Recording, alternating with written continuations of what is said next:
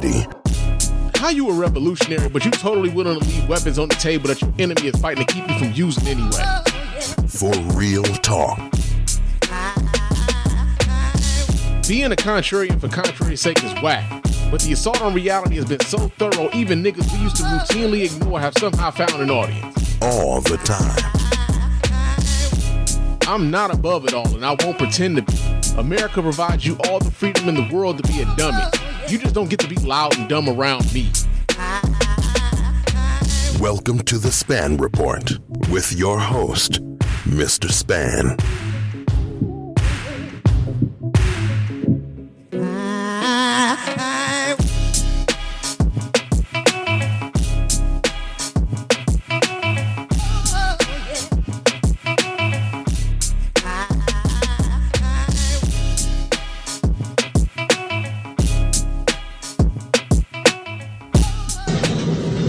Abdul, didn't you supposed to pay for the first? Nah, man, it's flat. I don't even want this, man. I'm gonna put it back. You're supposed to pay for the No, first. I ain't supposed to pay for it first. I gotta taste this, man. This stuff be outdated. I gotta taste it. Yeah, that's bad, bro. Nah. Come on, you gotta pay for it, man. No, brother, don't do that, brother. Look. Don't do that. Don't do that. Look what he did.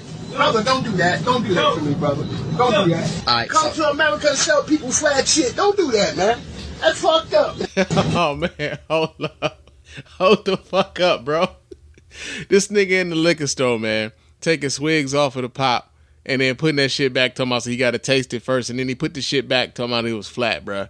Hey, when you buying your shit from the store, gas station, liquor store, 7-Eleven, Speedway, make sure that goddamn seal ain't cracked, man. Somebody might have taste tested your shit, and now you out here like taking sloppy seconds from a nigga you ain't even know, man. You don't know where they might have been, you know what I'm saying? But yeah, man, shout out to my man Al who sent me that shit on Instagram. But yo, man, what's going on with y'all? This is episode 341 of the Span Report Podcast. I'm your host, Mr. Span. And yo, man, I did not plan on doing this episode. Real talk. I actually plan on doing a beer and chicken this week. Y'all know what we talked about a couple weeks ago. I was like, yo, man, what we gonna do is we're going to do the Span Report on alternating weeks. We're going to do the beer and chicken, and then we're going to have highly inappropriate coming through, doing, you know, with our sister Cook doing her thing. And you know, we're gonna rock out with it like that. But yeah, that's not what happened. That's not what happened. As a matter of fact, shout out to my man Cliff.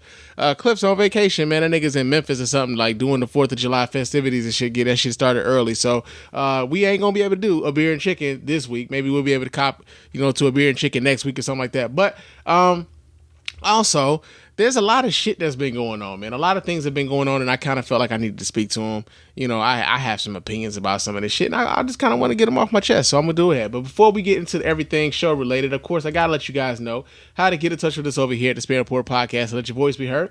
You can go ahead and hit up that hotline at area code 313-288-0485. That's area code 313-288-0485. Leave those voicemail messages. Of course, those messages get read here live on the show, and played here live on the show, and responded to in kind. And if you're watching us live here on Facebook, YouTube, Periscope, and Twitch, you can chop it up with your man Span while we doing the show, man. So area code 313-288-0485. You can also email us here at feedback@thespannreport.com. That's feedback@thespannreport.com. Go ahead, leave those emails, and of course those emails to get right here, reply to here live on the show as well. Follow me here on Twitter and Instagram. My name on both of those platforms is Mr._Span. So you can go ahead, follow me there, chop it up with your man Span throughout the week. Also, leave us a 5-star review on iTunes and or Stitcher Radio. Those 5-star reviews are the ones that get right here live on the show. We really appreciate everybody who goes about the minutes of doing that. Doesn't cost you a dime. Just a couple minutes of your time to let everybody know why you're rocking with us over here at the Span Report Podcast Network. And you can go to our website, www.thespannreport.com. Go there, watch replays of the show. Donate to the show as often as you like, as much as you like. And of course, we really do appreciate every dime over here at the Span Report Podcast Network. And also shout out to our Patreon patrons who allow for us to do this show here live on YouTube, Periscope, Twitch, and Facebook. So yeah, man, we appreciate everybody who goes about the business to support that way. And also you can go to our store, cop yourself some merch, get yourself some Span Report related, you know, swag, man. Get yourself a coffee cup or a sports bottle or like a hoodie or a t-shirt, because it's hot outside. We don't really need no hoodies and shit, right? So yeah, man, go ahead and cop yourself some merch, and that also helps us continue to do this show and keep the ball rolling, man. Real talk. But yo, man, whole lot of shit going on, man. I don't have any real random thoughts and shit, man. Like I said, I didn't really plan on doing this show, but there was like, I had some things I wanted to say and shit. So like, what better way to just kind of get everything I want to say out as opposed to arguing with you niggas on social media and like nuance being lost to all be damned. So I can get on the mic and just say what the fuck it is I feel like I need to say. But let's go right into the motherfucking news, y'all.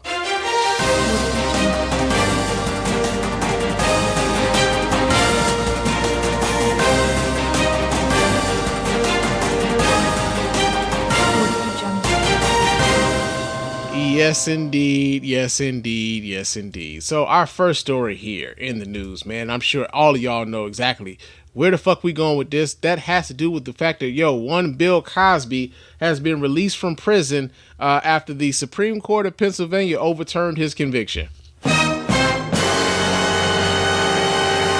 Yeah, man, we get the story here. This comes out of yahoonews.com. It says Bill Cosby is a free man despite 60 women credibly accusing the once beloved actor of sexual assault. News of Cosby's 2018 conviction being overturned sent shockwaves across social media on Wednesday, with many stars decrying the miscarriage of justice. However, the comedian's comedy show Cosby Show co-star Felicia Rashad was not one of those people as she celebrated the news.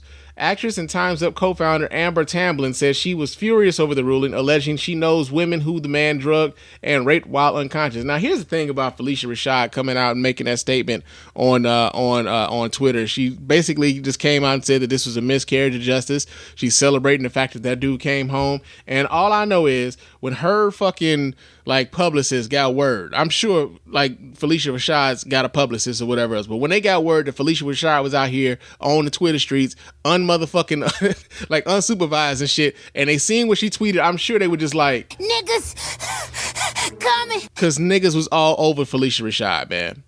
Niggas was all over Felicia Rashad. Felicia Rashad, I believe she's now the dean of the I believe Howard University has just named a fine arts school after Chadwick Boseman. Chadwick Boseman, talented actor who passed away way too fucking soon last year.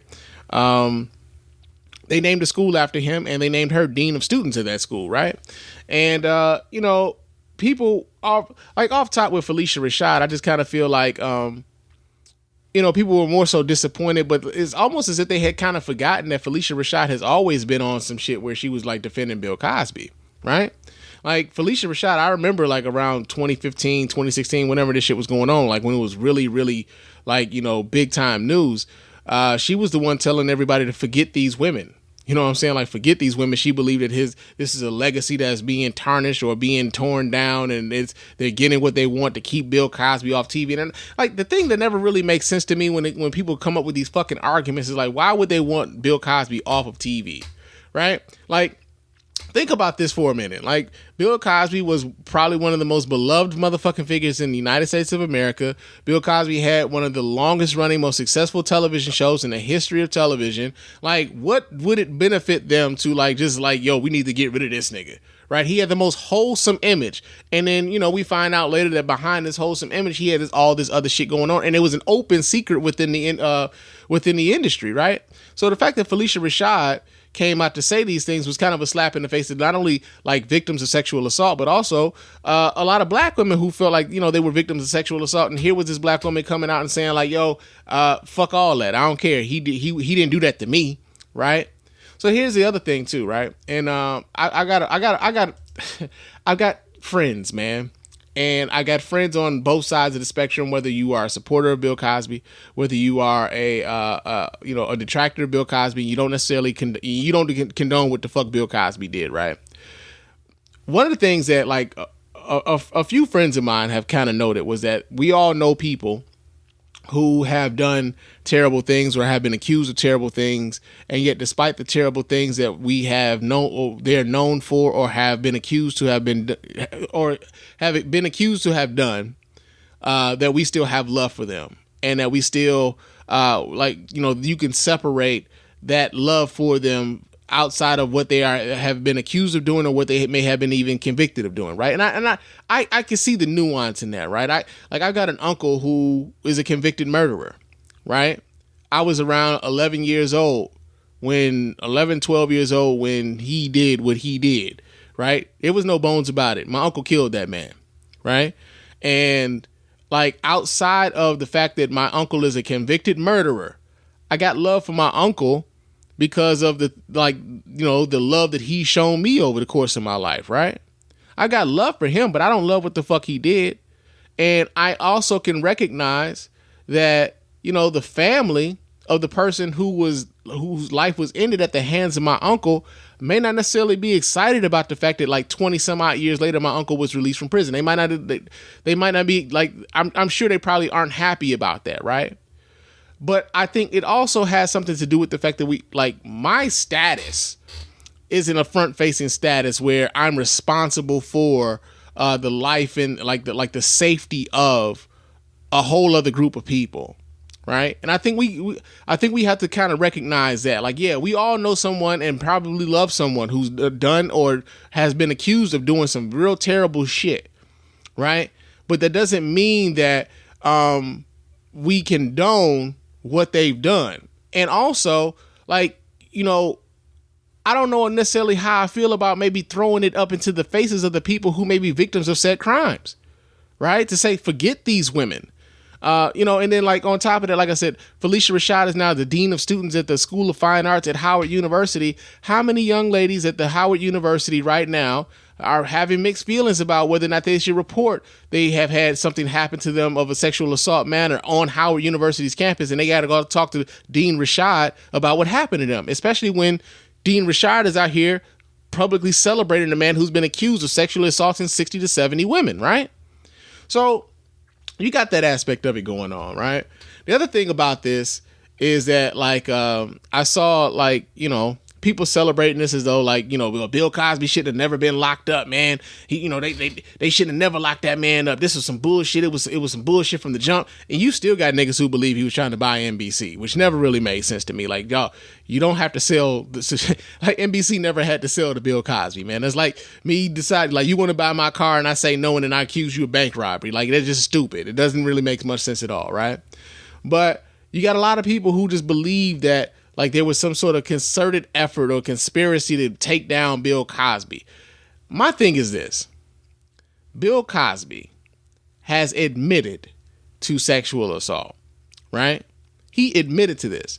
He admitted to the sexual assault while under oath during a civil deposition, right? This is so that he can give so they can somehow get some sort of monetary compensation to the victims of his sexual assault. He wasn't going to be charged criminally because he came up with a deal. Well, not he, but the prosecutors at the time came up with a deal where they wouldn't prosecute him criminally, but he'd have to testify under oath in a civil matter, so that the people whom he, victimized, they would probably get some level of compensation. The only level of justice that they may get is some level of monetary compensation, right?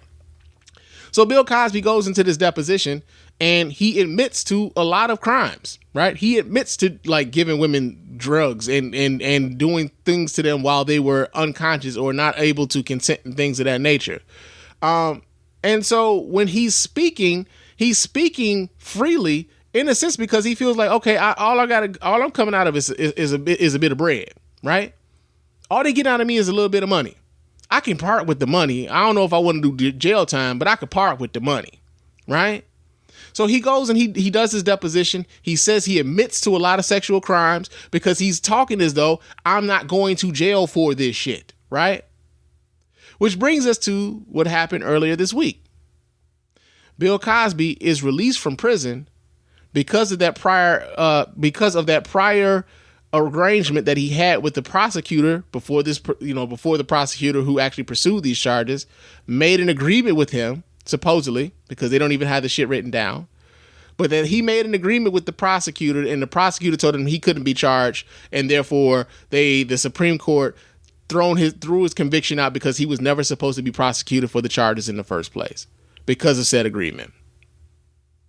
And so Cosby hasn't been exonerated. It doesn't say that Cosby didn't actually commit the acts that he admitted to in this deposition. Is essentially saying okay, as a result of the agreement that he came up with that prior prosecutor, he shouldn't have been put on trial in the first place. Therefore, we're going to throw out that conviction and he's free to go home.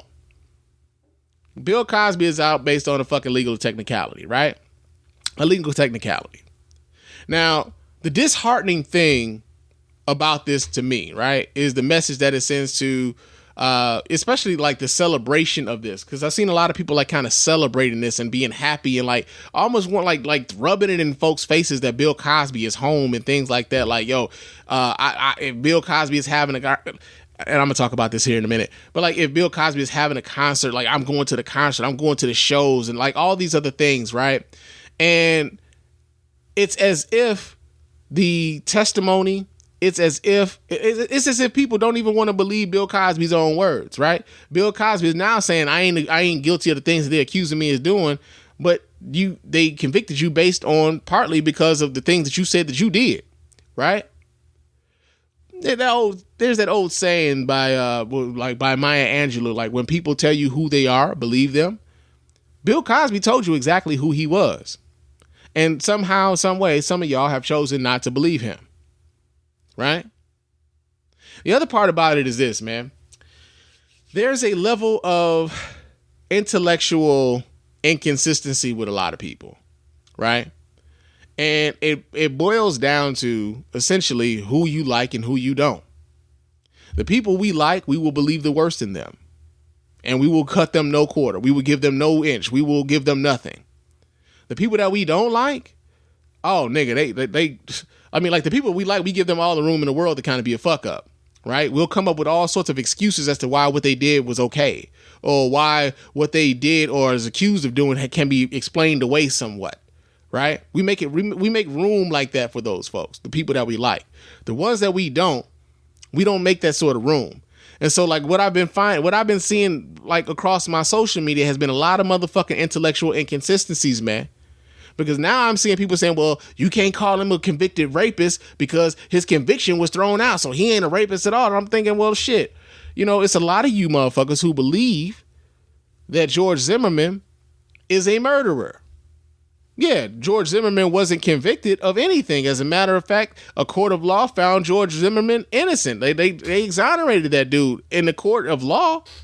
But how many of you are going to give George Zimmerman that level of room, that level of fucking autonomy? Like how many of y'all are going to greet George Zimmerman with the same fucking openness that y'all are giving Bill Cosby right now? It's because you like Bill Cosby and you hate fucking George Zimmerman. Right? You are becoming the very thing that you hate.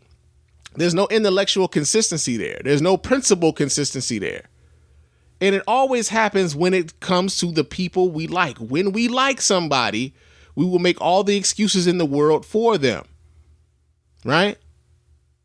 So Bill Cosby, man, like, you know, he gets out of jail and, you know, he's still talking about, you know, I've always maintained my innocence. Like, dude, you never maintained your innocence. You did so as far as his trial was concerned, but you admitted on under oath what you did to these women. You admitted to this shit. So, you know, there's that thing. The other part about this is like the outside discussion that you have with people that you know, right? And I was having a discussion with some dudes, and like one of the guys I know, like he already knows I'm not necessarily a fan of Cosby, especially since this, you know, this whole rape thing came up. And, you know, one of the things I always find interesting is like the ways in which when we try to defend someone, we try to commonize what Bill Cosby or the people that we like, we try to commonize the things that they did so that, you know, what they did no longer seems bad, right? We try to make it common, right? So a friend of mine, he came to me, he said, well, you know, Span, you know, I'm sure that you don't know the ages of every woman you've been with when you was with them. I'm like, wait, what? Right? Like, yeah, you don't know the age of every woman you've been with, man. She could have been lying to you. She could have been doing this, that, and other, because these bitches be lying. And I'm just like, okay, even if that were true, even if I was to grant you that, even if that were true, that would mean that I didn't know, wasn't privy to this information, and I had no clue. I wasn't actively trying to pursue a criminal act, right? I may have been committing a criminal act unbeknownst to me. Right? If that's the logic you're gonna go with. Unbeknownst to me, I'm committing a criminal act, even though I don't fucking know it. Totally different from giving someone a substance to incapacitate them so that they can't consent, and then you can do whatever the fuck you want with them. Totally different. But what happens is you got a lot of dudes who will try to commonize this shit because they are also guilty of some of these things, man. Like, I remember back when when this Cosby thing was like really big, I had homies that I know who was talking about some, yo, man, you ain't never gave a bitch a drink, man. You ain't never gave a chick a drink and nothing like that. I'm like, yeah, I've given her a drink, but I ain't never slipped nothing in it. I ain't never tried to take her choice away from her. I ain't never said like, yo, man, you like, knock her out and like try to take it. None of that. But these are the things dudes have to tell themselves to rationalize this, right? To rationalize it in their own head. Because here's the thing, when it came to Bill Cosby, a lot of this was like a lot of dudes were defending themselves. Bill Cosby was a proxy to the defenses they were having for themselves. If Bill Cosby can be accused of rape and convicted of rape, then what does that make me? That's what a lot of those defenses were, right? So it's been real interesting to like kind of listen and watch how people have responded to Bill Cosby being released from prison, right? Now, I'm going to just say this here. The fact that Bill Cosby had a prior agreement with the prosecutors that stipulated that he couldn't be prosecuted for said crimes is why Bill Cosby is out of jail.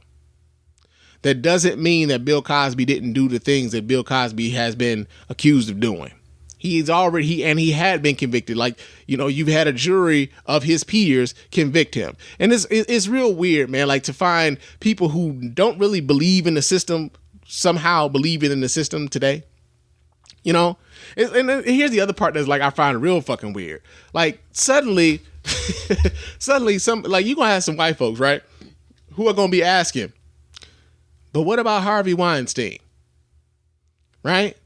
Oh, better yet, no. I'm sorry. Let me flip that. What about Bill Cosby? You know how, like back in the day, like when this whole Bill Cosby shit came up, suddenly we were throwing up every white man's name who had been accused of some sort of sexual impropriety with a woman. We were throwing all of their fucking names up to try to justify why Bill Cosby shouldn't be prosecuted for what the fuck he was accused of doing. This is that lack of intellectual consistency that I'm talking about. This is that lack right there. It's like, because if you're listening to me, if you've listened to the Span Report for any length of time, not once have I made an excuse or haven't talked about, because I was accused of that shit too, having not talked about Harvey Weinstein or Roman Polanski or Elvis Presley or like Hugh Hefner and all these other names that brothers like to kind of throw up and say like, yo, they ain't never come after them. Meanwhile, like I said, like Roman Polanski was on the run from the motherfucking United States to never come back here. Harvey Weinstein is fucking locked up.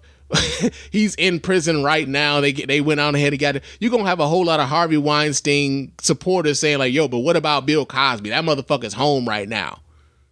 Right? It's interesting how shit flips around. And it's always interesting how when we like someone, how we make room for some of the worst shit in them. How we make room for that. You got a lot of folks who believe that Bill Cosby raised them, and that's why they raised some of these defenses of Bill Cosby. And the weird part about it is like a lot of the guys that I know who are defending Bill Cosby wouldn't piss on y'all if y'all were on fire. Let's just keep that 100%. Bill Cosby doesn't give a fuck about a lot of y'all. In much the same way that O.J. Simpson did give a fuck about a whole bunch of black folks until he got in trouble. Then suddenly O.J. Simpson was as black as the day is long. Right? I want y'all to stop falling for the okie doke, man. Like, there's this thing where we feel as though we have to have some sort of like racial solidarity, some sort of racial allegiance to these people when they don't fuck with us. They don't fuck with us in that way. They really don't. Bill Cosby has not only just like a respectability politics sort of a mindset, but it was also like a respectability politics steeped in fucking hypocrisy. You can't talk about somebody being a criminal, right? Engaging in criminal activity and admonish them for that. Meanwhile, you're out here knocking women out while you're raping them. A respectability politics steeped in hypocrisy is crazy to me. So yeah, man. Bill Cosby released from prison. And unfortunately, it's a lot of people. It's a lot of folks out here celebrating this as though like a miscarriage of justice has been corrected or some shit. Like, no. As a matter of fact, I believe it's the reverse. And I feel sorry for any woman who's got to watch the men in their lives, or better yet, even the women in their lives too, who are celebrating the fact that Bill Cosby got released, and they may have been a victim of sexual assault. And they have yet to reveal that to anybody close to them. And these are the things that kind of keep them from doing so. Right? Be mindful of the people you may be sending an unintentional message to. Right? Your sister, your mom, your aunt, whomever may have been a victim of a sexual assault, and they never revealed that to you. Chances are they probably won't now, because of the way you reacted and the way you've talked about women, sexual assault, and how it relates to, what's going on with Cosby and everything else. Like, be mindful of that. So yeah, man, that's in the news. Bill Cosby got released after 3 years, man. That's crazy. Another story that we got here in the news, man, is so we've got a lottery here in Michigan. Now, it's not just a state lottery that you go ahead, buy yourself a ticket and hope you're going to win, get, Mega Millions or the Powerball or anything like that. But, we got a COVID lottery here. It's a COVID lottery. It's a COVID sweepstakes going on here in Michigan.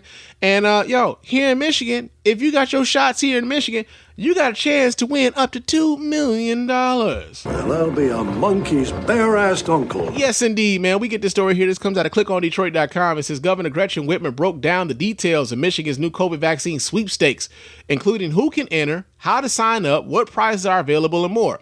This is going to be a chance for Michiganders to get registered and to be eligible for $5 million in cash prizes and college scholarships. The governor said the sweepstakes will be a great tool in our arsenal to fight COVID. Now, as of Thursday, 62.4% of Michiganders ages 16 and up have received at least one dose of the COVID vaccine. Whitmer said that's nearly 5 million people. Michigan's vaccination goal has always been to get to 70% of residents 16 and up vaccinated. With the sweepstakes, we hope to increase our rate by that of 9%, roughly 700,000 more Michiganders, so that we can get to that 70% rate. Michigan residents who have received at least one dose of the COVID vaccine between December 1st, 2020 and July 10th, 2021 can enter. They are eligible for the cash prizes. Even if you already had one or both your shots, you can register to enter now. So your boy registered, right? I mean, your boy went on ahead. I was like, yo, man, they doing what? They doing, like, they giving what out now? They giving what? Nigga, can you imagine? Not only do I have the chance to beat COVID, but y'all gonna pay me for the opportunity to do so? Nigga, where do I sign up, bruh? Now they got like I think the jackpot prize is $2 million. I could think of a few things to do with $2 million, man. I mean, I could pay off my student loans, pay off my wife's student loans. I could pay my house off. I could pay off all my motherfucking debts. Now, I don't know if I don't think I'll be able to retire, but I have a nice little nest egg, you know what I'm saying, and be debt free. $2 million? Yeah, I could do that. You know what I'm saying? Then they got like a $1 million prize and shit. I could fuck with the $1 million prize too, nigga. They even got $50,000. They got 30 days of $50,000 prizes, bro. You know what I could do with $50,000? I could do a whole lot with $50,000, man. I could use that bread. And on top of that, not get COVID? How can you lose, bro? How can you lose? So essentially, this boils down to, man, not enough people, especially like I know the Detroit area has been lagging as far as COVID-19 vaccinations has been concerned. And the weird part about it, and the weird juxtaposition of this, is that like earlier on when we were in the throes of in the pandemic, right when the vaccines were being made available, I can remember when they were really focusing on getting older senior citizen Detroit residents the COVID vaccine, and other parts of the state were upset that the state was like making the vaccines available for Detroit, because Detroit was the hardest hit in the entire state, right? And the attitude of Detroit was, these racist motherfuckers, they don't want us to get this treatment, and now they coming to get these vaccines because they don't want us to get these vaccines because they always want they want us dead, right? Now the flip side to that is, niggas in Detroit don't even want the vaccines. And the niggas on the outside, like in the outskirts, don't really want it either. So we pretty much, what's happened is this, right? We've pretty much gotten everybody who wants to get the vaccine. They go ahead and getting it. We got the stubborn few who are like, kind of going through going through like their denial period, maybe, who are going through their research, quote unquote, periods, maybe. You got folks who are waiting for the full-throated FDA recommendation or approval or whatever else. Although it's, again, after millions of vaccines have been administered, man. At this point, it's like, man, it's people will move the goalposts where they need to in order to feel safe, or however they feel safe. But if this is what it takes to get Michigan to some level of herd immunity, I'm all fucking for it, man. And like I said, the opportunity to win $50,000, like $2 million, $1 million, $50,000, yo, man, sign your boy up. And I mean, I already did, but I'm just saying, you know what I'm saying? Now, the other thing about this that folks need to understand is that, like, yo, you are not automatically signed up just because you got a COVID shot, right? You do have to go on their website and register. So I'm going to go back to this website where they talk about it. But it says, who can enter? Michigan residents who have received at least one dose of the vaccine. I already read that part. Even if you've already had one of both of your shots, you can register to enter now. Children ages 12 to 17 who have been vaccinated are also eligible, but those winners will receive prizes in the form of scholarships, according to the governor. A parent or guardian will have to help them register, but they are still eligible to win.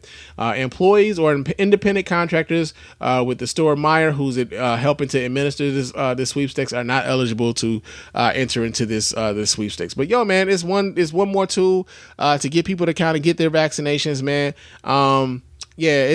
I know the misinformation and the disinformation campaigns are real strong, man. I see it on my social medias all the time. I'm talking to folks every day, people that I know who are vaccine hesitant, and they have their reasons. Most of it is based on some shit that they saw on social media, man. But I hope that the opportunity to better your financial situation could be an incentive to help folks, just kind of get over that hump and get their vaccination shots, man. Because, as much as we want to get back to normalcy, and while I'm saying get back to normalcy, like, yo, we pretty much lifted all fucking restrictions. So I guess everything's back to normal anyway, despite the fact that we haven't reached herd immunity because Americans are some spoiled bunch of motherfuckers. But, yo, man, I just don't want to lose it. I don't think we should be losing anybody that we shouldn't have to lose, right?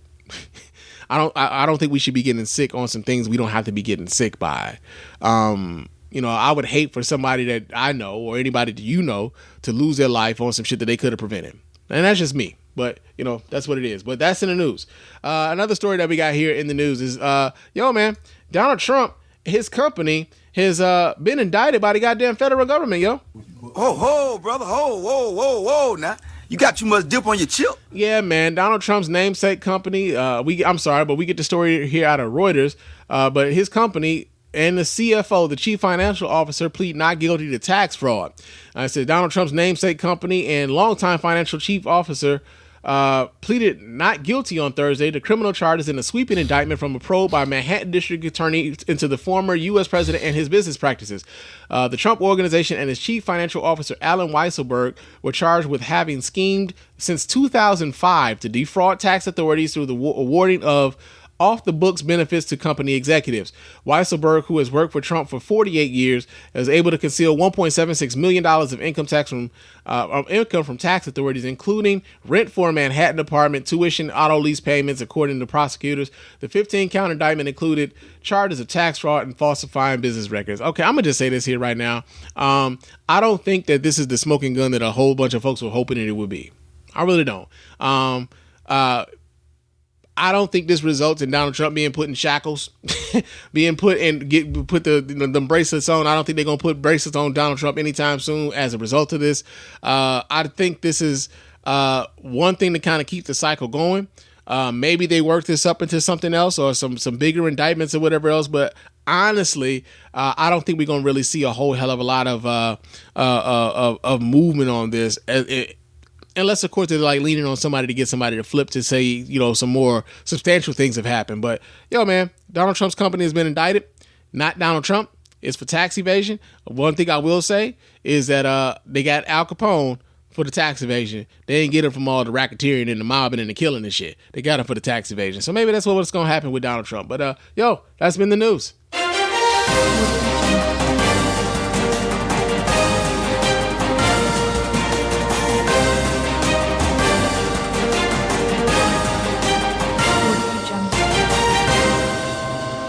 All right, but y'all know what time it is. What in blue blazes is going on out here?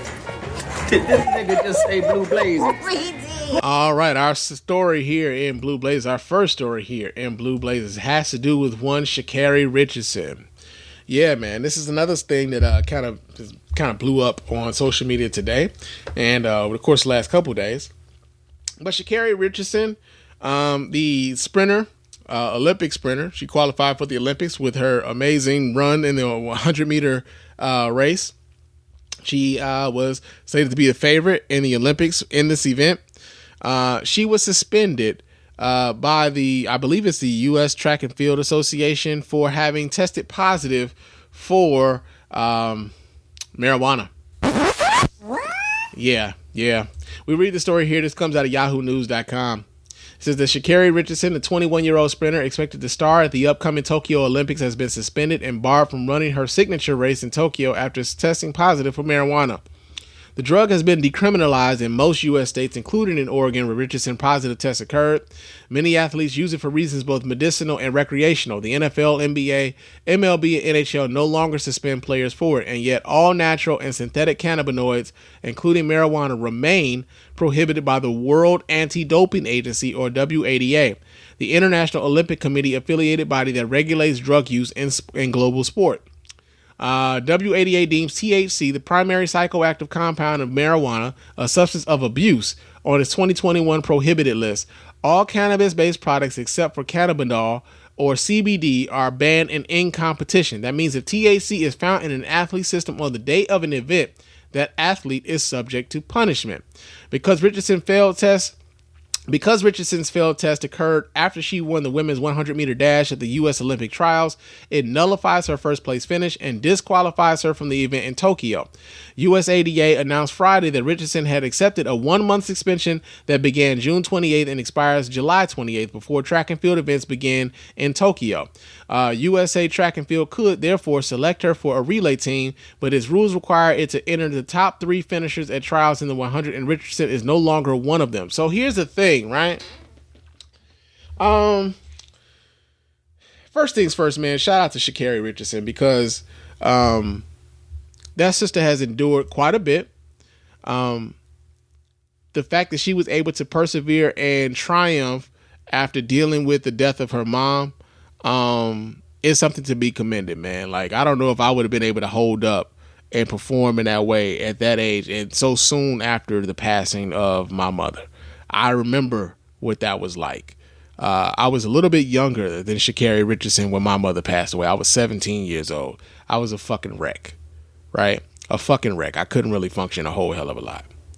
So, I can empathize and I can sympathize with the fact that like Sha'Carri Richardson was dealing with a lot of shit, and she may have she's admitted to partaking of, weed while self-medicating and dealing with the grief that she had for losing her mom, right?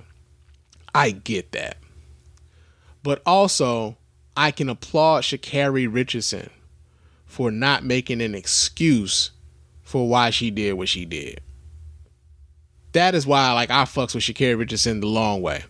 Because Sha'Carri Richardson has not been out here making excuses for herself. Sha'Carri Richardson said, pretty much, I did what I did. I understand that, this is the punishment that is going to be meted out. And, I'm young and I may have another opportunity to pursue this, right? And she may still be able to compete in the Olympics in the 4x400 meter relay. I think that's how you go, 4x100 meter relay, something like that. She may still be able to compete in that.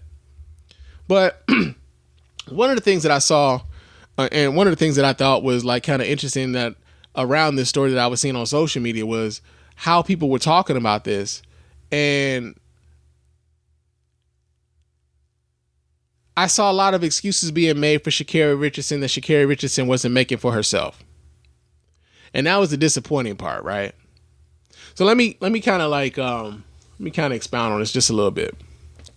So when Sha'Carri Richardson won the 100 meter dash at the Olympic trials, that was what kind of catapulted her into kind of superstardom as far as, here in the United States, especially on social media and everything else, right?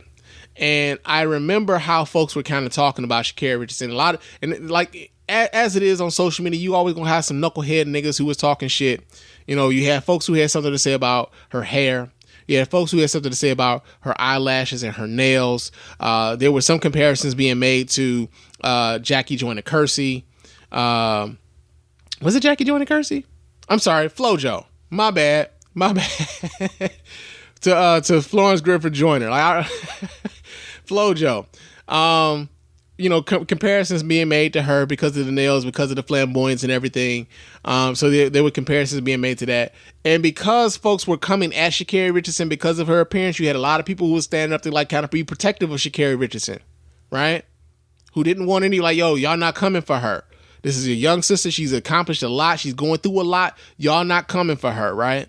And while this is going on, you know, you got people who are, you know, not only just like kind of rooting for Sha'Carri Richardson, but you got people who were like kind of making an avatar of Sha'Carri Richardson and putting a lot of hopes and dreams into Sha'Carri Richardson. Like I've been seeing like the fan art and stuff like Sha'Carri Richardson as a superhero and all these other things. And it's like, you know, and this happened in a very short period of time, right? Like the Olympic trials weren't even a month ago.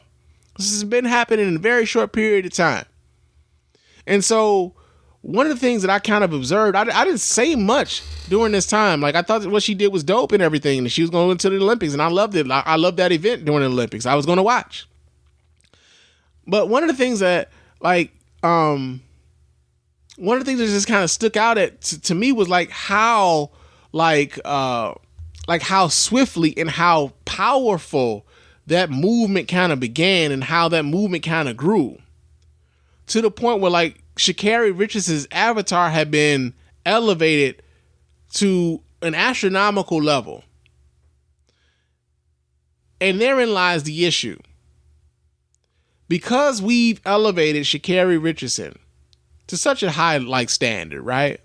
And because Sha'Carri Richardson kind of represents hopes and dreams for a lot of other people. And she became this thing that she represents more than just herself. Because people were putting so much into the image of Sha'Carri Richardson, if anything came up or happened to Sha'Carri Richardson, people were going to have to defend her, right? Even where she wasn't defending herself. And it always reminds me of,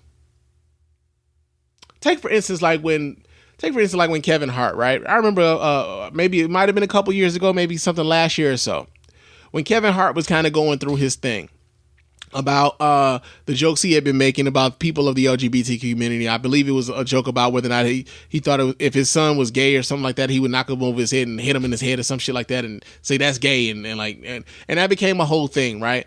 And Kevin Hart was the thing about Kevin Hart was that Kevin Hart was refusing to apologize for what he did. Or better yet, he was refusing to apologize for what he did. And you had a whole bunch of people who were on Kevin Hart's side in that thing, right? Like, yo, you don't have to apologize, man. Fuck that, man. You ain't got to apologize to these people, man. They don't know what the fuck they talking about, man. Fuck these people, man. And all this other shit, right?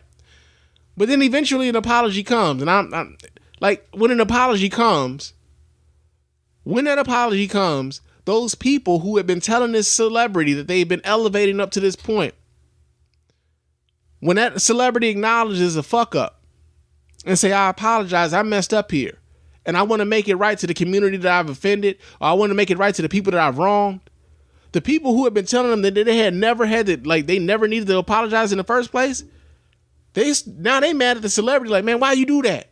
You ain't have to apologize to those people. Why you do that? Because now it becomes a thing of, what are you defending? Right? You're no longer defending this athlete or this comedian or this star, this person that you've thrown all these hopes and dreams onto. You're no longer defending them. You're defending yourself in a sense, because you believe these things. So it's no longer about them. Right? And so with Sha'Carri Richardson had a very human moment. She was dealing with the death of her mom. She was she's in many ways probably self-medicating. And she did this despite knowing that she could possibly be suspended for her marijuana use, right? Maybe she thought she could detox it out. You know what I'm saying? I know a lot of people who talk about their teas and, you know, all sorts of detox things that they do in order to like pass drug tests and everything else. Maybe she thought she could take that stuff and it'll clear her system out and she wouldn't, you know, the test wouldn't come back positive. But when it came back positive, Sha'Carri Richardson wasn't one saying like, "Oh man, I didn't do this, man. This is a travesty. This is, you know, this is fucked up. This and that." Like Sha'Carri Richardson's like, "Yo, I'm human. I am human." And that's why I fucks with Sha'Carri Richardson. But the thing is, folks haven't allowed for this young lady to be human. And not only that, like the rules now are not supposed to apply to Sha'Carri Richardson because we like her. Right? This goes back to something like I was talking about with Bill Cosby. Because we like Sha'Carri Richardson, the rules that we know to have already been in place are not supposed to apply to her because we like her. We are rooting for her. We don't want anything bad to happen to her. We want this girl to win, right? So rules be damned. Now, I've seen folks kind of reach out and like, you know, they talking about like Michael Phelps, like, man, you know, Michael Phelps, you know, he was smoking weed, man. He had him in the bong and everything, man. This motherfucker was smoking hella weed, bro. And they ain't do this shit to Michael Phelps. And you could tell that they don't really know what the fuck they talking about. It's like some social media shit. It's real easy, man, like to kind of look this stuff up. Michael Phelps, there was a picture that floated around about Michael Phelps months after the Olympics had concluded. They gave Michael Phelps a 3-month suspension from competition after that photo had surfaced. He got a 3-month suspension. I think he might have lost his place on the Wheaties box or some shit, right? But he got a 3-month suspension. Sha'Carri Richardson was in the midst of competition when her test came back positive. Sha'Carri Richardson completed a drug treatment program or like a drug counseling program already. She's already completed it, which has resulted in her getting a 1-month suspension as opposed to probably a 3-month suspension or whatever else. The thing is, I think a lot of people were like, yo, man, she's not going to be able to compete in the 100-meter dash, and that's what we really wanted to see her in. She still has an opportunity to compete in these Olympics.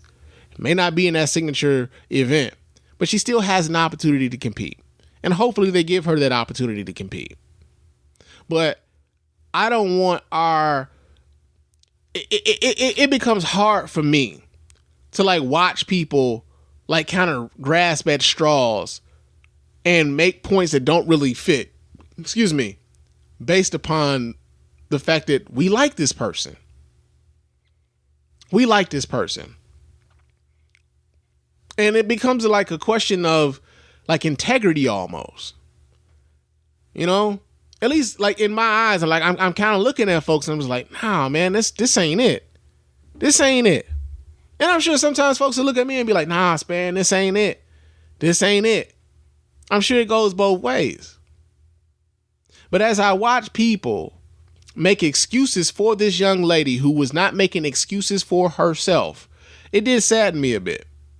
It did, man. I'm like, yo, man, we don't have to do this for her. A friend of mine on Facebook was talking about like, you know, Michael Phelps was probably paying people to like pee for him. And, you know, he had money and influence and all these other things. And he was probably smoking all the weed and it just never came back positive because other people was taking his test for him. And I'm thinking to myself, it's like, yo, sister, like, do you know that? Or is this something that you want to believe because you want so badly for Sha'Carri Richardson to win? We don't know that. Like now we're creating issues. We're creating scenarios. We're creating stories that don't even fit. We aren't even sure of them. We're making this shit up as we go along because we want so badly for this young lady to win. We're making excuses for this young lady despite the fact that she's not doing it for herself. And like I said, I fucks with Sha'Carri Richardson the long way because she's not out here making these level of excuses. She's like, yo, man, it happened. I'm human. I fucked up. This opportunity that was like presented to me, like I fucked up this opportunity. Nobody to blame but myself. That's why I'm fucking with Sha'Carri Richardson. You know? So yeah, man, it's unfortunate that she's not going to be able to compete in that 100-meter dash, man. It's unfortunate, but she still has an opportunity. And you know, we to watch folks just all of a sudden just be like, man, rules be damned. It's just wild to me, man. It's just wild to me. So yeah, man, that's in Blue Blazers, man. That was one of the things that I've been seeing all over social media over the course of the day. Another story that we got here in Blue Blazers is yo man, y'all little homie Bow Wow. Bow Wow says that he don't want to rap no more because the shit brings stress, y'all. Yeah, Bow Wow. Shit brings stress. We get this story here. It seems we get this out of Complex. It says it seems Bow Wow has had enough. The rapper took to Instagram on Tuesday to share that he's done with his rap career, citing the fact that it brings stress. Y'all niggas see why I don't be wanting to rap no motherfucking more, he said in the video. This is exactly why I'm at peace. I'm at peace, man. I like hosting my shit, making more money than half of y'all rap niggas. I like doing my podcast. This nigga got a podcast? Man, dig that. This shit right here is the number one reason why a nigga don't want to rap no more. This is the reason why I do movies and I do much other shit, is because rap shit brings stress.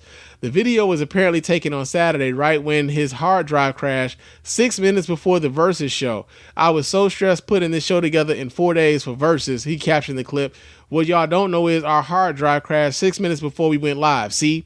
Even though Bow experienced technical difficulties, no one else was the wiser and the show was perfectly executed.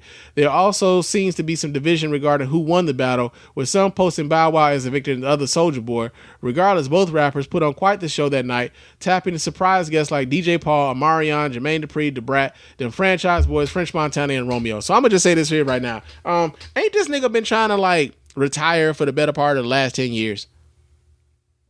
I mean, really, like, how many of y'all been out here really looking for that next Bow Wow project?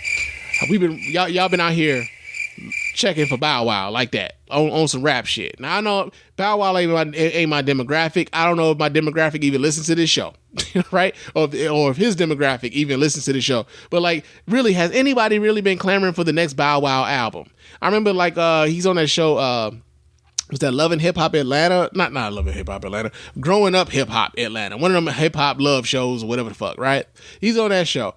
And I remember that like one of the storylines to that show was he was going to make a rap album about all of the women that he'd been with. He was going to name names and shit. I don't even know if that project ever came out. It probably did. But I remember that being a thing. Like, so he's talking about rap being stressful. Like, dude, you talking about talking shit about every woman you've ever been with, like, and putting it on wax. Like, yeah, maybe. Right? Doesn't seem like that's the smartest thing in the motherfucking world to do, but that's what you wanted to do. You know? And then, like, you know, not like Versus. This is stressful. Like, nigga, you didn't have to do the Versus. Like I don't know who is clamoring for Bow Wow to do the Verses. I'm sure somebody like watched it. And I saw people like, you know, on my social media, you know, they were like, oh man, this is more entertaining than I thought it would be, this, that, and the other. But I haven't seen the Verses. Like, real talk. Them shits come on early for me. I'd be like, man, like Verses on already? Kind of like the BET Awards. I didn't know the BET Awards was even on. Like, nigga, the BET Awards on right now? For real? Damn. Just come on early, you know? So yeah, man, Bow Wow told y'all he don't want to rap no more. It's stressful. And the world was, I guess the world was like, oh, okay. All right. So, yeah, man, that's in Blue Blazers. Another story that we got here in Blue Blazers is, Meghan McCain has decided that she's going to leave The View after 4 years on the show and 2 years left on her contract. And I'm sure everybody was like,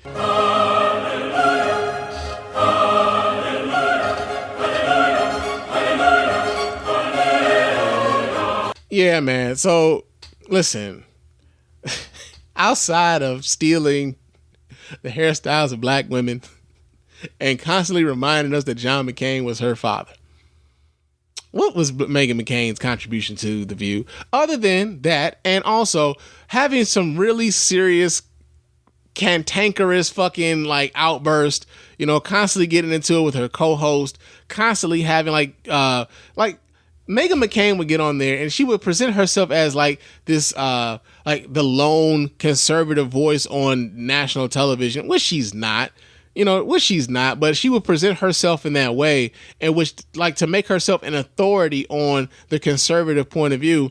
And here's the thing. So she talks about like her being the only one in network television with the conservative point of view, she represents half the country. And my thing is this, and it always has been, is that the conservative point of view doesn't represent half of this nation. We see it in the voting tallies every time, like, you know, a national election comes up. When it comes to Republicans or conservatives winning national office, a lot of times is on the backs of, like, they win in very small states. And if they do win the presidency, it's because of the electoral college mechanism, not so much because of the popular vote. I think the last person to win the popular vote in the presidential election was George W. Bush in 2004. Yeah. And that was like the first, like in quite a while, probably since like Ronald Reagan in like 1984. So it's been a while. Like, they won the popular vote twice in the last like damn near 40 years, right? So Meghan McCain has been getting into it with her co-host. There was a big blow up between her and Whoopi Goldberg. Over the course of the last couple of weeks, she's gotten into it plenty of times with Joy Behar. But we get the story here. This comes out of CNN. This is Meghan McCain, the conservative personality and co-host of ABC's The View, who clashed with her colleagues on and off set, announced Thursday that she is leaving the show. I'm just going to rip the Band-Aid off, McCain said at the top of the show. I'm here to tell you all, my wonderful cohorts and viewers at home, this is going to be my last season here at The View. McCain said it was not an easy decision, that she will be with The View until the current season ends at the end of the month. On a professional note, the show has been hands down the greatest, most exhilarating, most wonderful privileges of my entire life. McCain indicated that her decision was motivated by her desire to remain in Washington, D.C. Area near her family after giving birth to her daughter in late 2020. McCain had previously mulled leaving the daytime talk show. CNN reported in the summer of 2019 that McCain, feeling dejected and sabotaged by her colleagues at ABC, was seriously thinking about departing the show. That was according to two people familiar with the matter at the time. One of the people who was a friend of McCain's told CNN that McCain didn't think it was worth it anymore. A senior ABC employee who also spoke to CNN at the time said McCain was miserable at the network. So here's the thing. Here's the brass tacks though. Meghan McCain, the reason why Meghan McCain was good for The View is because Meghan McCain got a lot of people to hate watch The View, right? Hate watching is a thing. People watch things or listen to things of the people they don't like for a few different reasons. One, to have an argument against what the fuck they said. Two, because they really just like, they want to see somebody else take them down. And three, it feels some sort of warped fucking void. It feels some sort of warped void in people. And you always know, like, when, like, the people who don't really fuck with some shit are the most vocal, right? Like, you got people who, like, will listen to a show, or who will, like, the people who really like a show or a podcast or a television show or movie, like, they like it and they just keep it moving. They don't say anything. They don't leave a review. They don't leave a comment. Like, sometimes they just like, hey man, I'm enjoying the show, and that's it. Like, you get the download, nigga, you get the view, but like, outside of that, I'm just enjoying the show. It's cool like that, right? But the people who don't fuck with something are the most vocal people, right? And so what Meghan McCain did was she brought eyeballs of the most vocal people who did not like her. And she would say some really fucking controversial things, and because people didn't like her, it drove up like social media impressions. It drove up comments on the YouTube channel. It drove up people were just watching just to see what the train wreck was going to be as far as like a clash between the co-host and everything. So the fact that she's leaving may not necessarily be a good thing for the show ratings wise or social media wise. They may end up finding themselves trying to find someone else who's a controversial, conservative. I know that they usually like have what's that lady's name, Anna Navarro, but she's become somewhat of a favorite among like liberals who like she's like the liberals' favorite conservative right now, like Anna Navarro. So like, I don't know if she's going to be like a permanent co-host of that show, but that was why Meghan McCain was so effective for that show, is that she brought eyeballs to that show of the people who did not like her, right? And there's something to be said about watching a show when you don't like someone and they animate you to the point that you feel like you have to engage with that show, that you have to leave comments on the YouTube channel, that you have to say shit about the show on Twitter and everything else. So that's why Meghan McCain was good for The View. That's exactly why. And they're going to probably suffer because Meghan McCain left. But yo, man, that has been Blue Blazes. What in blue blazes is going on out here? Did this nigga just say Blue Blazes? Also, man, Real talk. You know what? Never mind. Never mind.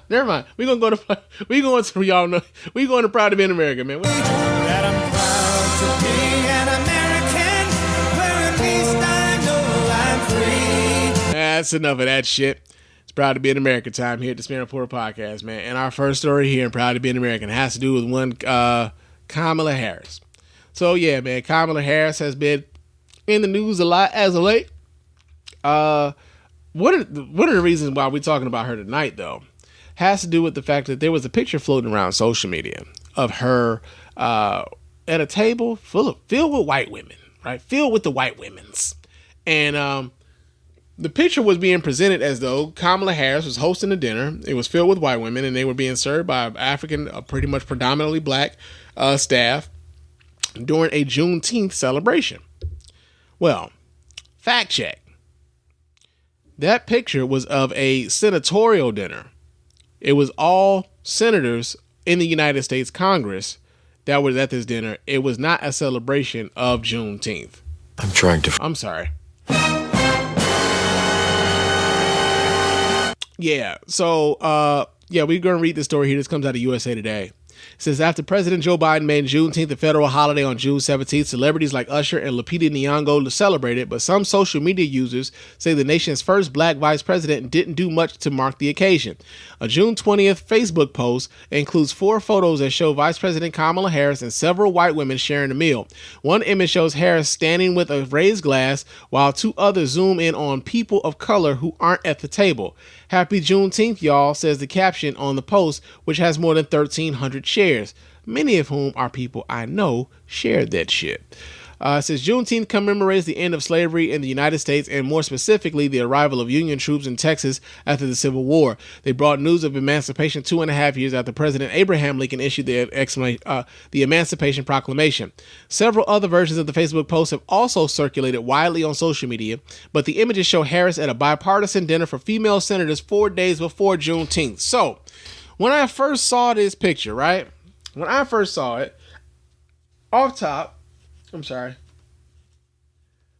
But when I first saw this picture, off top, I recognized that many of those women in that photo were either senators or former senators in the United States Senate, right?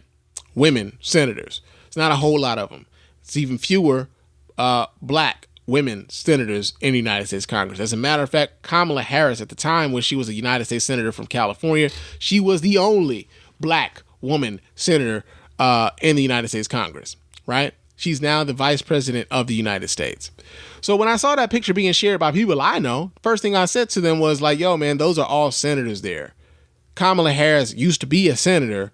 She's no longer a senator. She's the vice president of the United States, and she presides over the Senate. It seems like a Senate thing. And you had some people who were just like, man, Span, but you've been in Kamala's like pocket though, bro. Like you a Kamala fan, this and the other. But like, yeah, but I'm just talking factual here. That's exactly what the fuck that is.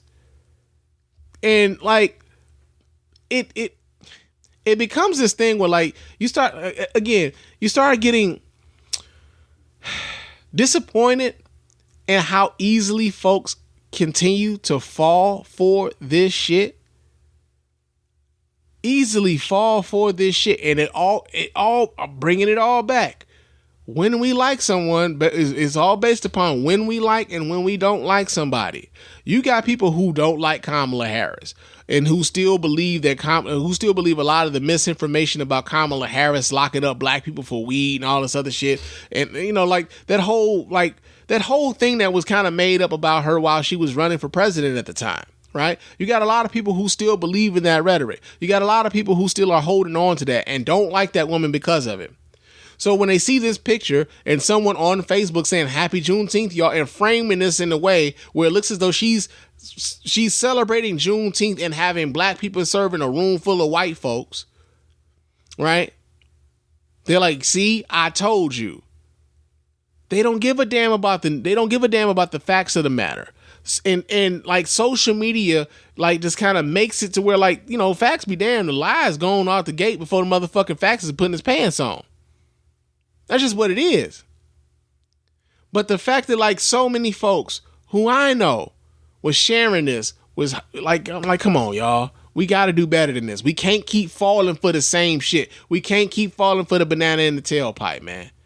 Like, it's so easy now for, like, and this is why, like, that whole, like, January 6th shit is so scary. Like, because now Americans are just primed. We're so fucking primed because of how we've been conditioned by social media to have this, we've curated our timelines for only the shit that we agree with. We don't talk to the people we don't agree with. We can, like, just dismiss motherfuckers offhand and everything else, man. Like, we are tied to our point of view and nothing else will, like, penetrate that bubble. Facts be damned.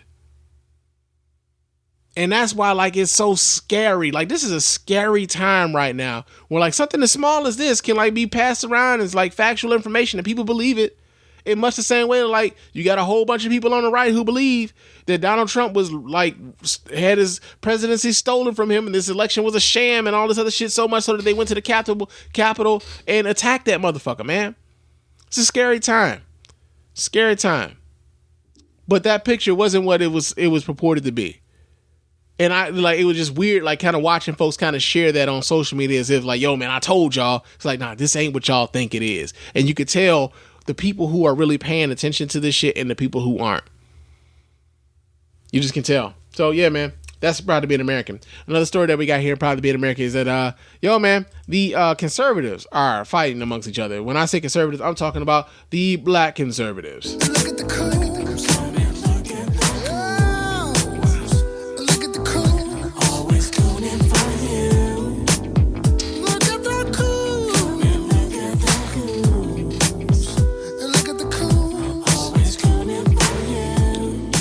Yeah, man, they fighting. And they all fighting, it seems to me like they all fighting Candace Owens, man. Candace Owens can't, like, everybody mad at Candace Owens. She had Azalea Banks on her neck last week. We talked about that last week. She's got Kimberly Klacik on her ass this week. Now, for those of you who don't remember who Kimberly Klacik is, she was the one who was running for, I believe it was Elijah Cummings' seat in Baltimore. I believe that was what it was. She was a Republican, black Republican. She did that video of her walking through, Baltimore streets, talking about how dilapidated the buildings were and how fucked up Democrats had, running the city down in Baltimore, this, that, and the other. The typical fucking rhetoric that you get from a Republican. Well, Kimberly Klacik is battling stripper claims because she came at Candace Owens. She came at Candace Owens about the shit that Candace Owens said about Juneteenth. And Candace Owens threw out the fact that, like, yo, didn't you used to shake that ass? Yeah, man. Essentially, just like, Oh, yeah. What happened to your shaft? There is powerful niggardry at work here. Yeah, man. So we read the story here. This comes out of Newsweek. It says former GOP congressional candidate Kimberly Klacik has responded to claims from Candace Owens that she used to work as a stripper and hired a Democratic operative for her election campaign as a social media feud between the conservative commentators escalated last week. A feud between the two commentators began on June 18th. Oh, damn, my birthday. After Owens said that the President Joe Biden making Juneteenth a federal holiday was the Democrats trying to repackage segregation. In a later tweet following the backlash, Owens wrote, "Sometimes I wonder if ever Black America will wake up to the psychological warfare of perpetual brainwash to believe everything is racist." Klacik, a former Republican nominee for Maryland's 7th Congressional District, replied that the post is now in a post that is now deleted tweet. In a now deleted tweet writing, "Believe it or not, many in Black America are very aware the fight is classism rather than racism. Unfortunately, the loudest mouths with the largest platforms represent the majority. This might come to shock you because of your lack of engagement with Black people." Now, hold on now. Now, I've been meaning to talk about this.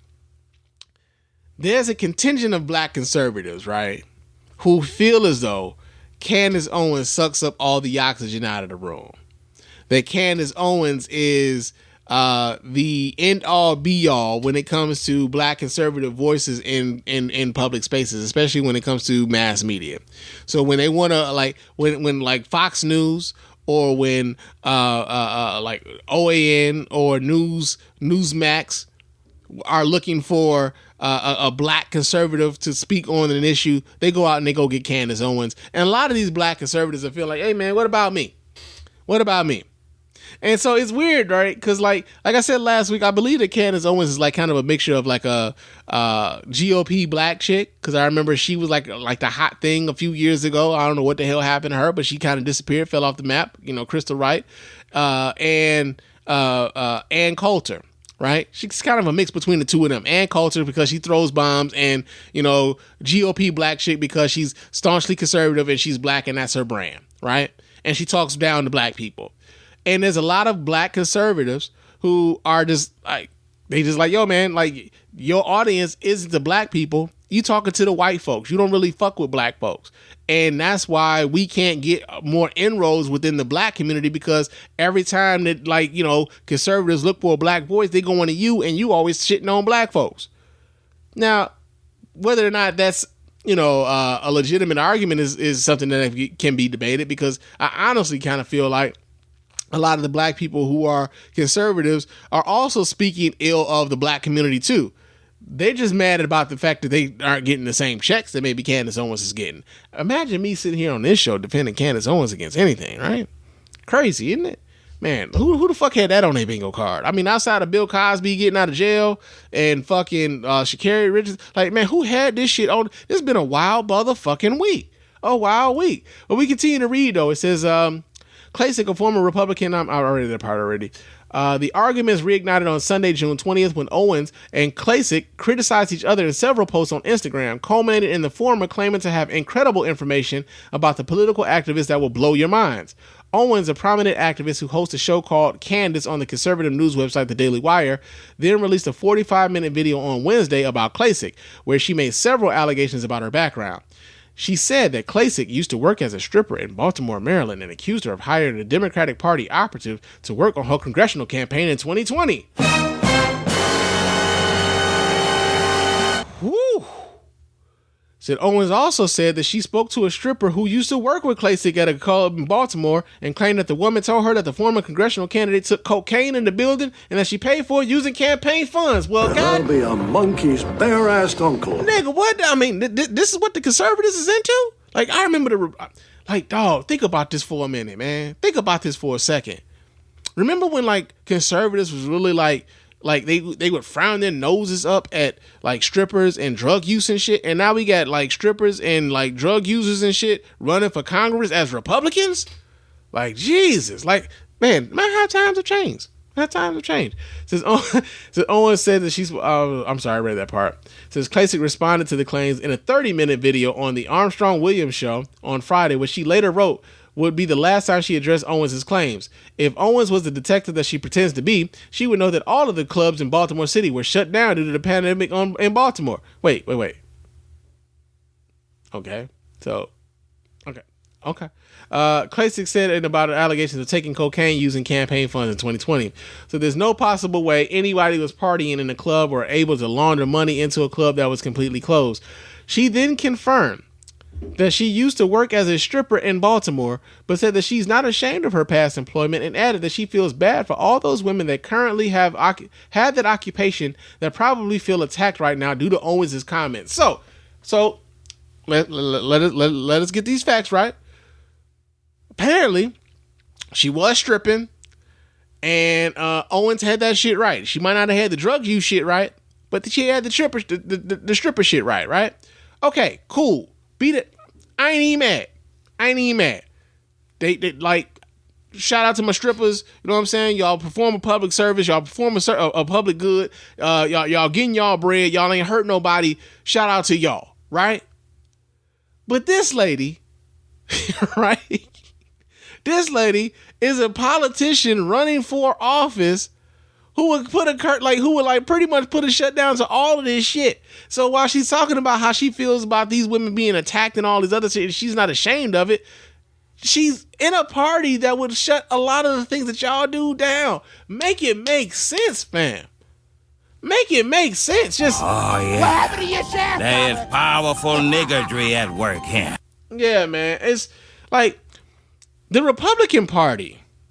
The Republican Party is like,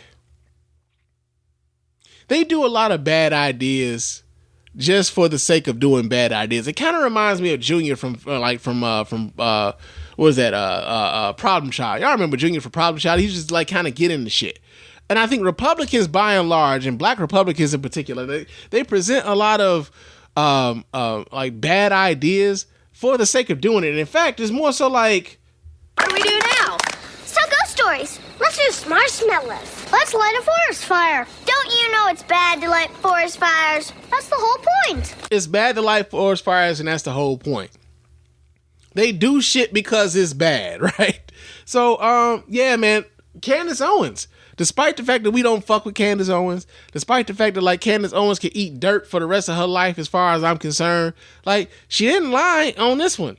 She didn't lie, man. She had Kimberly Klacik dead to rights on some shit. Unfortunately, both of them are more so.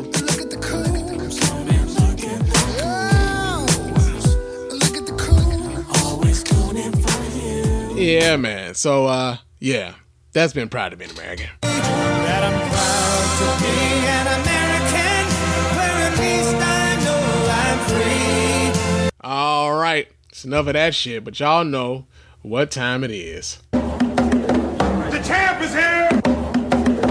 The champ is here! The champ is here! The champ is here! All right, it's Champ of the Week time here at the Span Report podcast, man. And our champ of the week this week here at the Span Report is none other than influencer and actress Tabitha Brown.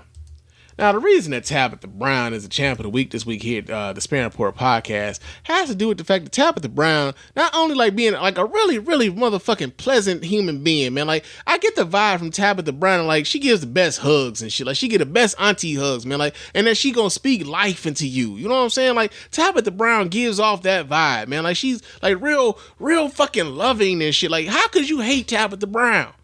Like, how could anybody hate this lady, right? She got a beautiful smile. She's got a beautiful aura about herself, man. Like, she's loving and warm and all this good shit, man. Like, Tabitha Brown is dope. I mean, I don't fuck with the vegan shit, but like, Tabitha Brown is dope, right?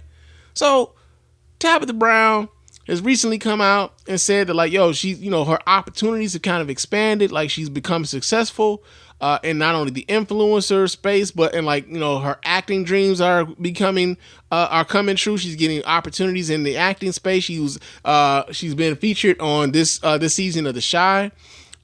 She's got that opportunity. And so, like, she told her and her husband had an agreement that, like, yo, when she got to her dreams, that she would retire this dude from his job as a police officer. And now it's time when she did that. Kudos to that sister, right? Well, apparently Wendy Williams wasn't really feeling it, had some things to say about the fact that Tabitha Brown was retiring her husband, kind of projected her own little situation with her husband, Kevin Hunter, for like having a side chick and taking her money and investing it in shit that he lost money and everything else. And like just pretty much throwing salt on that whole thing, that whole idea of what Tabitha Brown was doing. Now, mind you, like I said, Tabitha Brown seems like a pretty dope human being. Don't fuck with nobody, man. I ain't never heard nobody have anything bad to say about Tabitha Brown, man. Like, she gives off the vibe that, like, she's a real warm, dope human being. Real religious and all that stuff, man. Well, Tabitha Brown had something to say about it. And Tabitha Brown, what she really did was, she told Wendy Williams to kiss all her ass in every way motherfucking possible in the name of Jesus. That's what she did, man. That's what she did. And so, we gonna play what Tabitha Brown had to say to Wendy Williams. And this is why Tabitha Brown is the champ of the week. Because I don't know if I could ever read a motherfucker like this, man. I don't know if I'd have the patience and the love for a motherfucker to read them in the way that Tabitha Brown just did Wendy Williams. So we're going to go ahead and get this lady her flowers right now. She's the champ of the week. And we're going to go ahead and listen to Tabitha Brown. Go ahead and do her thing. So check this out, y'all. Very good, honey. I was up doing a little work here. That's why I got my pajamas on in my office. And then my phone started going off, like praising people. It was like, girl, you're Wendy Williams. First of all, Wendy Williams, honey, God bless you. God bless you. Okay. And so people sent me a little clip. And I said, oh, my God, the pain this woman must be in. Wendy, the pain you must be in to feel this way. And I'm so sorry. But listen, let me tell you this. 23 years I've been with my husband. Yes. Broke for a very long time together. Struggled for a very long time together. succeeded for the last couple of years together, right? My husband took a job in agreement with me. He took a job 15 years ago to help support my dream. And I know you may not know what that looks like in a genuine place, right? But this was an agreement that my husband and I had. And I told him 15 years ago, babe, in 5 years, I'll be able to take you out of there so then you can pursue one of your dreams that you love. Right now, I was his dog in the fight, okay? And he believed in me. And we did it together for the last 15 years. I did every year with him at LAPD, and he did every year with me with rejection and no's in this entertainment industry, right? However, God has blessed me. He has allowed me to manifest. I've been praying on this for a very long time, and it has now come to pass. That is the power of God. It's also the power of allowing God to be first in your marriage, okay? And that is how it remains successful. We keep him first. He is first in our marriage. Not money, not business, not success, but God. He's first, okay? So this is my prayer for you. I pray that love finds you, true love. I pray it finds you and it holds you tight. I pray that someone will love you enough to see you when you are not well, to see you when you need true support, to see you when you need compassion, to see you when you need kindness. I pray that somebody loves you enough to sacrifice their life for you. I pray that type of love finds you so that you can understand why. I don't want my husband to put his life on the line anymore wearing a bulletproof vest if he don't have to, and if that's not his desire. I love him enough that I want him to be safe, and I want him to coach children the way he wants to. My husband has a nonprofit, right? And he wants to be able to build that even more so. And what I do know is a 9-to-5 or a steady job takes away time for creativity. Yes, takes it away do. time that you want to pour into your real, true purpose. It sure as hell And does. if God blesses someone to be able to pull out of that 9-to-5 and pour everything into their purpose, their passion, ooh, my goodness, why would we dishonor God if he blesses us with the ability and the way to be able to do so? Amen. Ooh, honey, I'm excited about Amen. that. Ooh, I pray that somebody finds you, love finds you, that excites you the way I am excited about my husband being able to grow his business, being able to pour into children, continue to coach these kids, do other things he's dreamt about. Ooh, honey, I pray this type of excitement and love finds you and anybody else who seems to not understand this.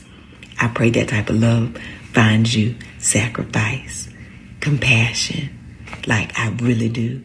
I really, really do. Okay? With that being said, I thank all of y'all for messaging me and telling me about it. And I want you, whoever is watching, who understands the type of love, let us all pray for people like Miss Wendy, and others who have either been so hurt or never found a genuine love that fills their heart with so much compassion and joy. Let us all pray that they find that and that it finds them. Yes, very good. Now, I want y'all to go on about your business, okay? And have the most amazing Go on about day. your business. But even if you can't have a good one, don't y'all dare go messing up nobody else's here. God bless you. I'll talk to y'all later. Bye, y'all. Man, listen. Go on about your business. Go on about your business, man. I fucks with her, man. Like, she cool as hell. She cool as hell, man. How could people be mad at this lady, man? How can anybody be mad at that lady for nothing? Jesus Christ, man. Jesus. I feel like I need to go to church now. Ain't that some shit? All right, y'all. She's the champ of the week this week, man. Shout out to Tabitha Brown, man. Like that was the smoothest way to like cuss somebody out without using any damn obscenities, man. Real talk. But yo, man, like I said, I didn't really plan on doing this show, man. I'm surprised I've been going on for an hour and a half, having not planned to do much of any of this. But it is what it is. Y'all got a show this week. But before we get on up out of here, of course, I do need to remind you guys how to get in touch with us over here at the Span Reporter Podcast and let your voice be heard. Go ahead and hit up that hotline at area code 313-288-0485. Leave those voicemail messages, and of course, those voicemails will be played here live on the show and responded to in kind. You can also email us here at feedback@thespannreport.com. That's feedback@thespannreport.com. Go ahead and leave those emails, and of course, those emails will get right here and reply to here live on the show as well. Follow me on Twitter and Instagram. My name on both of those platforms is Mr._Span. So you can go ahead and follow me there, chop it up with your man Span throughout the week. Also, leave us a 5-star review on iTunes and or Stitcher Radio. Those 5-star reviews are the ones that get right here live in the show. We really appreciate everybody who does that. It doesn't cost you a dime, man. Just a couple minutes of your time to let everybody know why you're rocking with us over here at the Span Report Podcast Network. Also, go to our website at www.thespannreport.com. You can go there, watch replays of the show. You can vote in the polls when we decide to put those polls up. You can donate to the show as often as you like, as much as you like, and we appreciate anybody who goes about the business of doing that. Also, hit up our store. You can go ahead and cop yourself some merch. Get yourself a t-shirt. Get yourself a tank top. Get yourself a coffee mug or a sports bottle because it's hot outside. You want to drink and get your workout on and shit. And support us in that way, man. It really doesn't cost a whole hell of a lot. And, it helps us keep this ball rolling, man. Keep the bills paid around here at the Span the Bold and the Span Report Podcast Network, man. So it helps us do that. And you get yourself some real cool swag in the meantime. But, yo, man, it's time for us to get on up out of here. I will talk to you guys real soon. But until next time, fam, peace.